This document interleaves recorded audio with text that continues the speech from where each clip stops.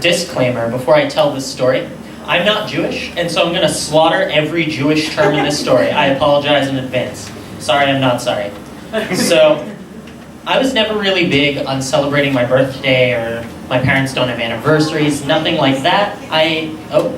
Sorry. I have a head start. I'm cheating, don't mind me. So I was never big on celebrating anything of my own.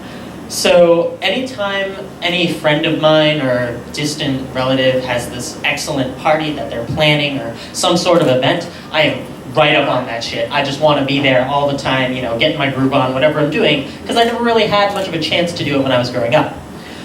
So I don't really have much of an occasion to party for several months go by, and then I get a message from one of my best friends, Jonathan Perlman. Traditional Jewish person with a traditional Jewish relationship. He met someone lovely a few years ago. They're an excellent couple. She's Jewish too. Everything's great. And they're getting married. It's excellent. I'm really excited. And he's like, I would like you to be a part of the wedding, Flez. He calls me Flez. I would like you to be a part of the wedding. I want you to be a part of my wedding. You're one of my best friends. And I was like, I will absolutely be a part of your wedding. And he was like, I would like to give you an honor at the wedding. And I was like, an honor, you say? What sort of honor are you talking about? He's like, I would like you, this is where the slaughtering comes in, he's like, I would like you to be a Yehud guard. Do you know what that is? And I was like, I have no idea what you're saying to me. He's like, so after the ceremony, the new married couple goes into their chambers and relaxes for a bit. And no, it's not about sex, you pervs. And by that I mean, I had to have that assumption corrected.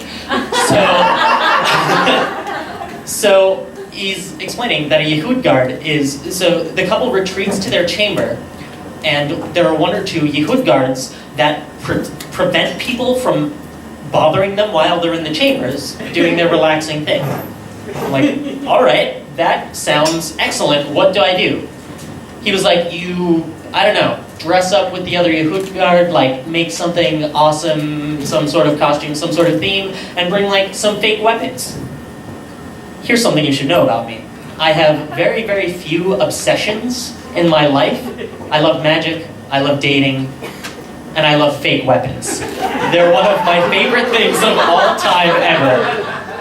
Quick intermission story. My friend Sean's birthday party in Alston, the first present that he opened was a Nerf gun. Just like a little cute little 6-shooter. And I was like, oh my god, this is gonna be bad. As soon as he was done playing with it, after half an hour after opening it, I put it in my pocket, I waited a few minutes, waited for people to forget about it, and then all night, 5 or 6 hours until I got drunk and fell asleep, I was just shooting people all night. It was some of the most fun I've ever had in my life.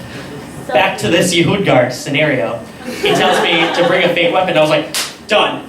Oh my god, I will so be there. So the wedding happens, and I didn't really coordinate with the other Yehud guard. I was like, I'm going to show up in a suit and have a bunch of water guns, and it's going to be friggin' great. Nothing could go wrong with this plan. So I show up, and I forget the name of the other Yehud guard, but he had this awesome beard, so I'm going to call him Beard.